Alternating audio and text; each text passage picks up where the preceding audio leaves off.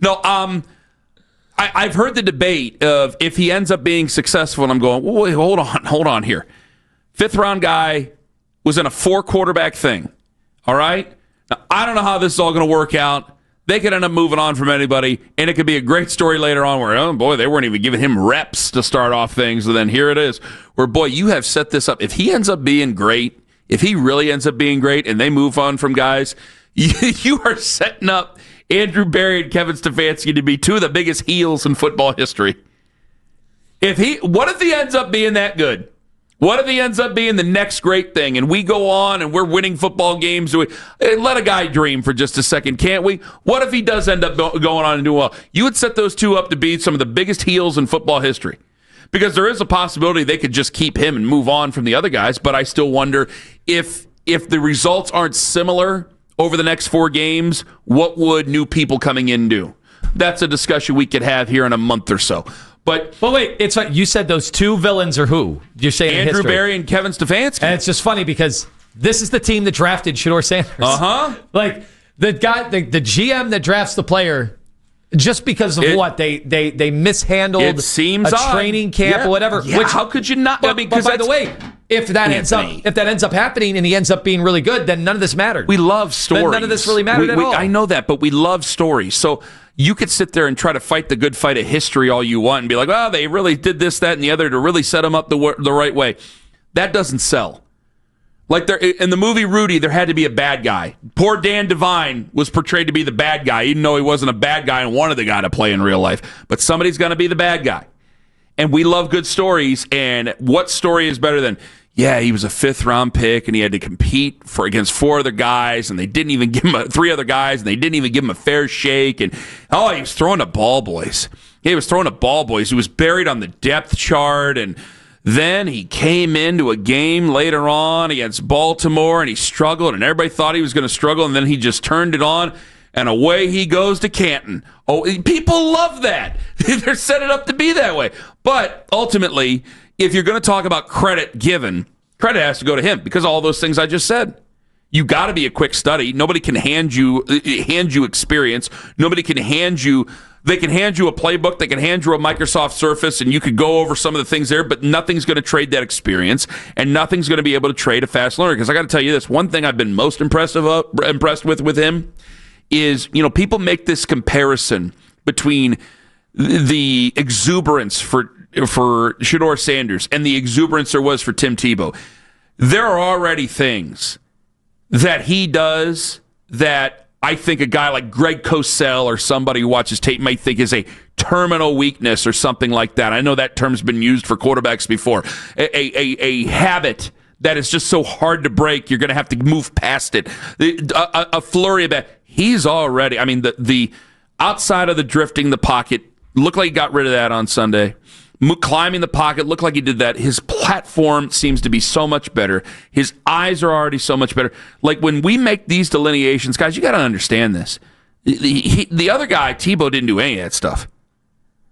Didn't do any of that stuff. Like when he got drafted, I remember, it's been 3 months and he's done all these things to get ready for the season. Yeah. And it was always this offseason. I'm like, guys, just because you're getting chased around with brooms, you're getting chased around with other things, doesn't mean you're going to be able to do it in real time. And Shedeur did that on Sunday. He really did show that improvement with his feet, with his eyes, with how he felt, with pocket presence.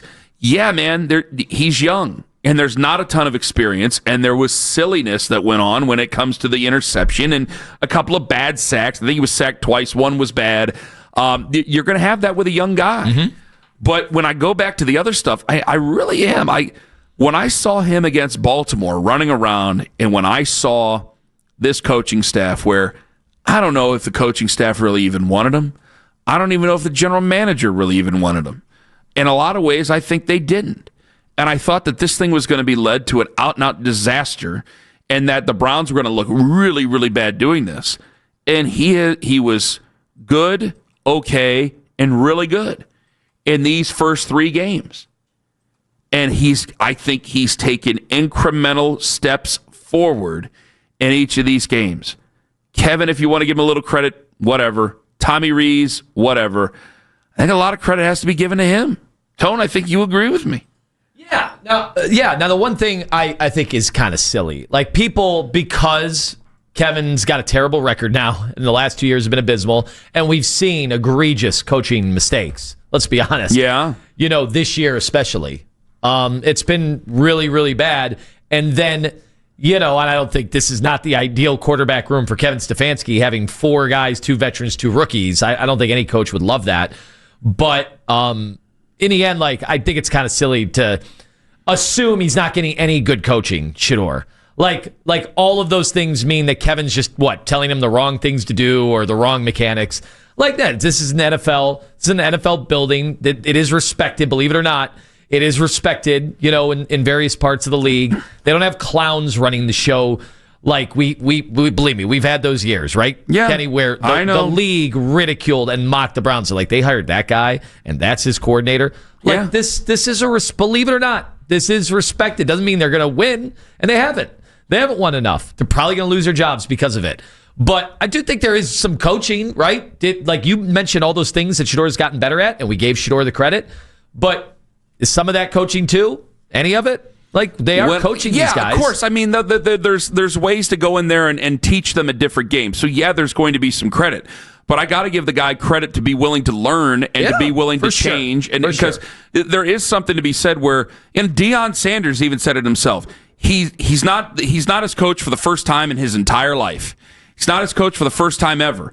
And that the first time ever that happens is when you're in the NFL and you're playing for the Browns, where everybody has a preconceived notion of the Browns outside of Cleveland. Yep. And we're just trying to change this thing and make this thing better so people don't have that preconceived notion. But people already have, I guarantee it, the people who are hardcore fans of him had a lump in their throat when the Browns took him.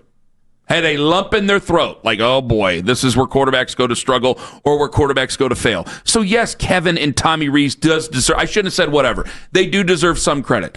If Jimmy Haslam walked in and took it, then give him some credit as well. If he's the one who made the draft decision, then give him some credit as well. I'm not sure who did it. Because it seemed to be that they were pretty adamant on their QB. The regret I have is that I took what they said, or I took what the insiders have put out there, that he wasn't ready, that it was going to take time, and we'll find maybe it's going to look terrible over the next 4 games. I know Jonathan took some victory laps, but I took it and I go, they're not. I got wrapped up and they're not trying to put screws to him to where I thought, they still could be very well making a mistake and putting Dylan Gabriel out there before him. Because if we're in evaluation mode, I've been saying this entire year.